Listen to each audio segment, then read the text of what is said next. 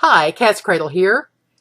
This is going to be a video to show you how to make dressed up grits or grits that you would make for company. This is just a delicious recipe and I'm making it especially for my friend Renee. You may know her as MichiganSnowPony on YouTube. She made a hilarious video this week, and if you go watch that video, I'll post a link in the show more section below so that you can go watch it. Then this video will make more sense to you. Anyway, she needed somebody to teach her how to make grits, and who better than a girl from Southeast Texas. So I'm going to start with a medium-sized pot that already has some salt in it. And I'm putting some garlic powder in. You can use real garlic if you want to, but I'm trying to make a quick supper, and this garlic powder is really flavorful. I'm starting with 3 cups of nearly boiling water. I had them going in my water kettle just because it's more energy efficient than trying to heat the water on the stove, so it's just going to boil more quickly. So in the pot, I've got water, salt, and garlic powder. I'm going to put a lid on it and let it come to a boil. When it's reached a boil, then I add my quick cook grits. I stir it quickly so they don't clump together. And then just keep an eye on it. They will cook in about 3 to 5 minutes. All right, I'm going to stir them here at the 1-minute mark, and you will see that they have already begun to thicken slightly.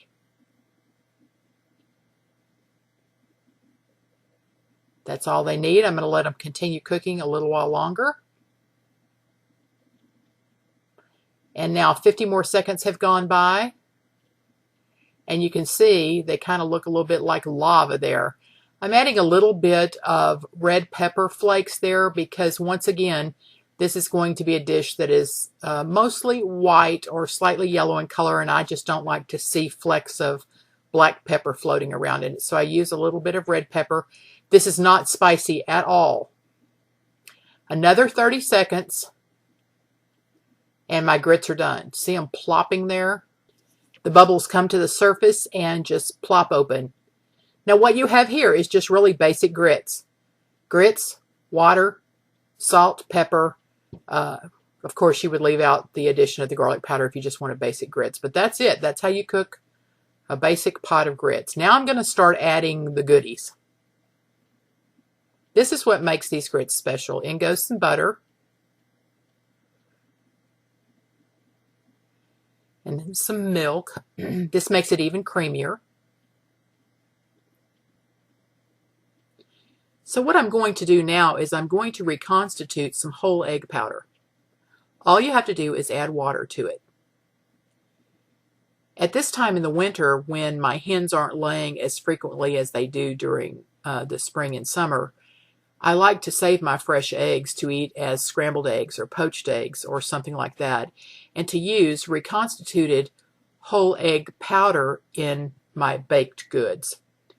Once it's reconstituted, it tastes exactly the same as if you had used a fresh egg, and the texture, everything about it is just like using regular egg.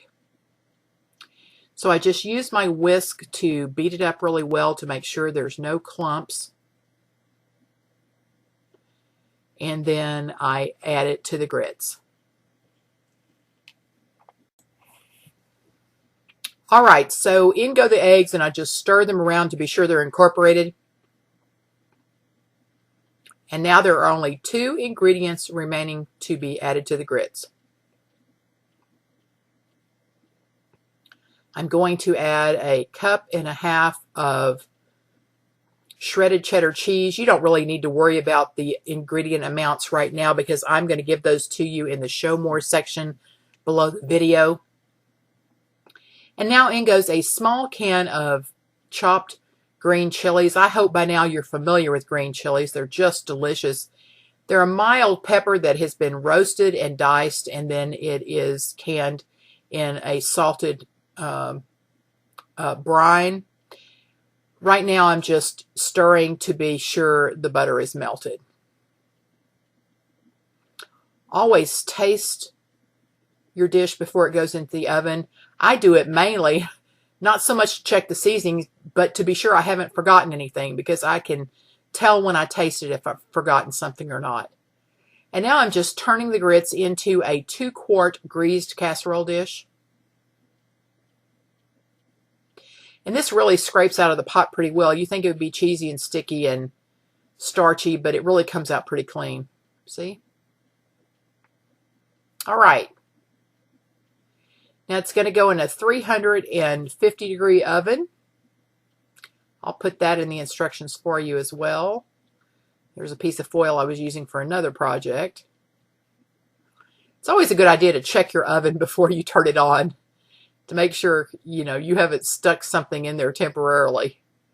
Okay, and then for the last 5 minutes that it's in the oven, you just sprinkle it with a little bit of cheese on top, just because it makes it look so nice. You'll see I've added another dish in there. I have some chicken that I put some barbecue sauce on. I'll be serving these both for dinner, along with some seasoned green beans. This is an absolutely delicious dish. I hope you try it. If you've never tried grits, this is a great way to try it. And I think I'm just going to let you enjoy some Southern music. It's a little bit hillbilly, but I think you'll like it. I'll just let you enjoy that while I plate up my dinner. And until next time, this is katzcradul.